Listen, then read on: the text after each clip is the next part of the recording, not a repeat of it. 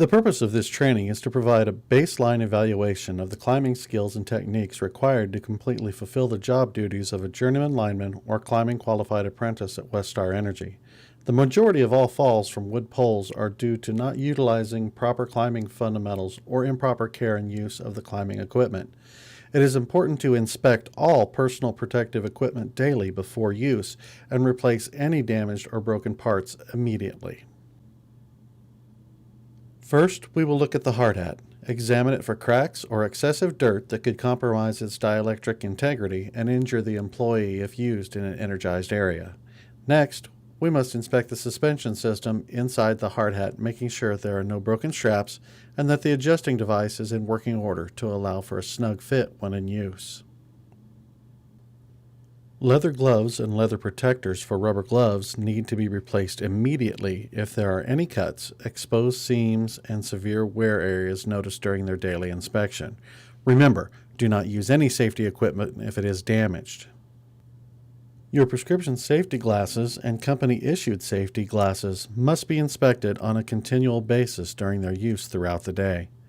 All styles of safety glasses need to be free of cracks, have proper working hinges, and company-approved side shields. All field employees exposed to arcs or flames are issued a company FR shirt to be worn over a company-issued 100% cotton t-shirt.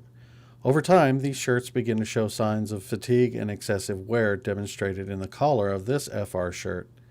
It is important to replace all shirts immediately that have cuts, tears, stress collars, cuffs, and have been exposed to grease or chemical stains. When climbing wood pole structures, you must have boots that have a minimum of a 3/4 inch heel, sturdy impact-resistant soles, and a 6-inch leather or company-approved upper. These must be in good condition and free of cuts or holes. Also, employees exposed to energized parts need to have jeans that are made from 100% cotton and free of holes, rips, tears, or excessive wear points. As we move on to your climbing gaffs, you must take time to inspect the equipment before their use. You will look at the foot straps for excessive wear, elongated holes, and cuts, much like this strap. After the straps, you will look at the shafts of the gaff for loose adjusting screws, small cracks, and metal stress. Continue up the gaff and inspect the upper straps or Velcro for excessive wear and loose or missing stitching. If any components of the climbing gaff are questioned, have them replaced immediately.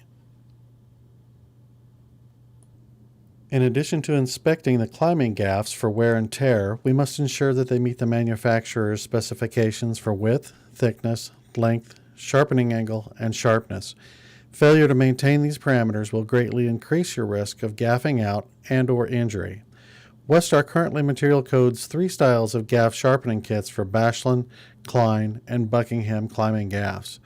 Bachelin aluminum climbing gaffs will have a manufacturing number on the bottom of the shank portion of the climber. If there are signs of excessive wear on this number, stop.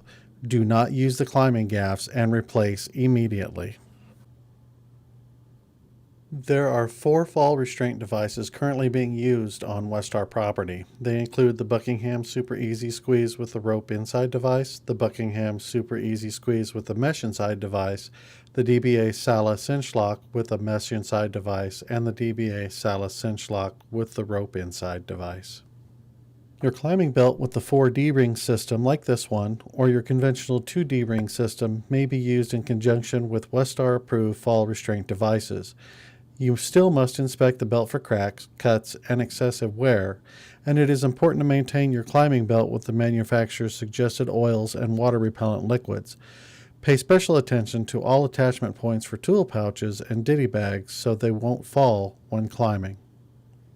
Demonstrating proper use and adjustment on all fall restraint devices must be evaluated and demonstrated before each use. This is the DBA SALA cinch lock climbing restraint with the rope inside device. You must always inspect the fall restraint devices for excessive wear, cuts, and cracks. All fall restraint devices contain a red warning layer built within the straps and ropes. If this red warning layer is ever exposed, discontinue the use of the fall restraint and replace it immediately. The DBA SALA cinch lock is properly adjusted when the middle cleat on the large carabiner, shown here, is in contact with the pole. on the left-hand side, there will be a single point or cleat that also must be in contact with the pole. This adjustment will be maintained when climbing up or down the pole. Manufacturers recommend that once you are in a working position, you will position the back cleat of the large carabiner in contact with the pole.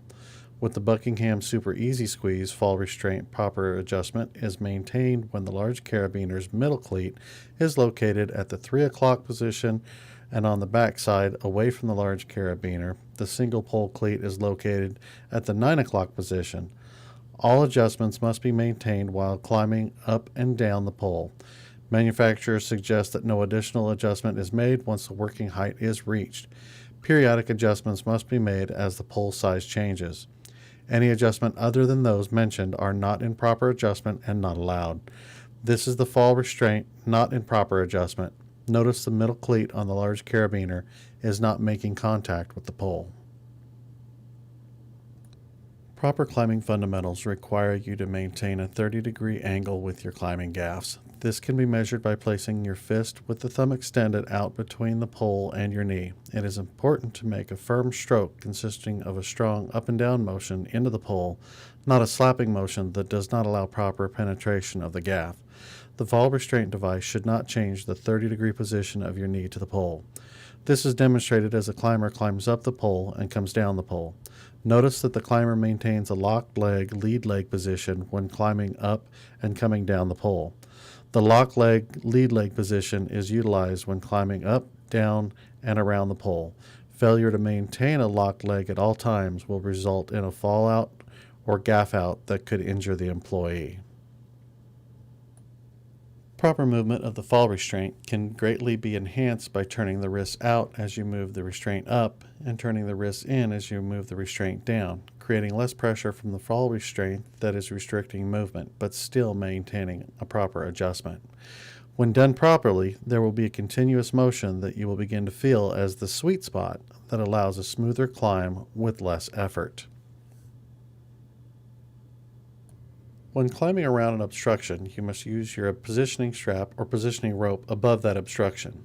Once the positioning rope is placed above the obstruction, and according to OSHA's best practices, you may climb no more than 2 feet above any obstruction before you utilize your fall restraint device. It is important to take your time as you learn how to use the fall restraint device and the positioning strap properly.